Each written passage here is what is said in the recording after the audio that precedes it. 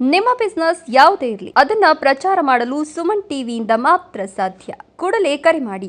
ಗೌರಿಬಿದನೂರು ಭಗವಾನ್ ಮಹಾವೀರ ಸ್ವಾಮಿಯ ಜಯಂತಿ ಆಚರಣೆ ದಿನಾಂಕ 30-3-2026 ಗೌರಿಬಿದನೂರು ತಾಲೂಕು ಕಚೇರಿಯಲ್ಲಿ ರಾಷ್ಟ್ರೀಯ ಹಬ್ಬಗಳ ಆಚರಣಾ ಸಮಿತಿಯಿಂದ ಭಗವಾನ್ ಮಹಾವೀರ ಸ್ವಾಮಿಯ ಜಯಂತಿಯನ್ನ ಸರಳ ಹಾಗೂ ಸಾಂಪ್ರದಾಯಿಕವಾಗಿ ಆಚರಿಸಲಾಯಿತು.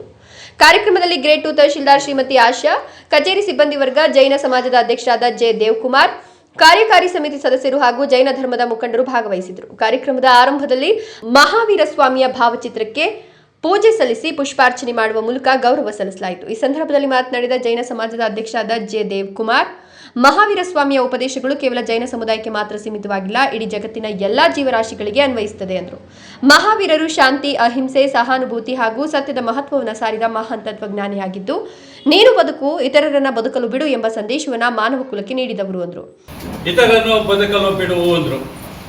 ನೀನು ಬದುಕು, ಇತರರನ್ನು ಬದುಕಲು ಬಿಡು ಅಂತಂದ್ರೆ ನೀನು ಬದುಕು, ಇತರರನ್ನು ಬದುಕಲು ಬಿಡು ಅಂದ್ರೆ ಅಹಿಂಸಾ ಪ್ರತಿಪಾದಕನಾಗಿ, ಅಹಿಂಸೆಯಿಂದ, ಹಿಂಸಾತ್ಮಕತೆ ಅಲ್ಲ, ಅಹಿಂಸಾ ಇದರಿಂದ ನೀನು ಬದುಕು, ಜೀವಿಸಲು ಬಿಡು, ಇತರರನ್ನು ಜೀವಿಸಲು ಬಿಡು ಅಂತ ಹೇಳ್ಬಿಟ್ಟು ಕೂಡ ಅವರು ಹೋಗೋ ಕಡೆಲ್ಲ ಕೂಡ ಪ್ರಚಾರ ಮಾಡ್ತಾ ಹೋದ್ರು.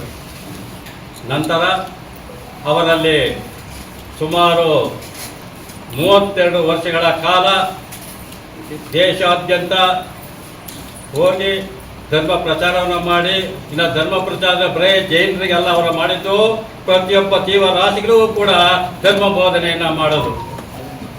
ಅವರ ಧರ್ಮ ಬೋಧನೆಯಲ್ಲಿ ಸಮ್ಯಕ್ ದರ್ಶನ, ಸರಿಯಾದ ನಡವಳಿಕೆ, ಸರಿಯಾದ ನಂಬಿಕೆ, ಸರಿಯಾದ ಜ್ಞಾನ ಅಂದರೆ ಸಮ್ಯಕ್ ದರ್ಶನ, ಸಮ್ಯಕ್ ಜ್ಞಾನ, ಸಮ್ಯಕ್ ಚಾರಿತ್ರ ಅಂದರೆ ಸರಿಯಾದ ನಂಬಿಕೆ, ಸರಿಯಾದ ನಡವಳಿಕೆ, ಸರಿಯಾದ ಚಾರಿತ್ರ್ಯ.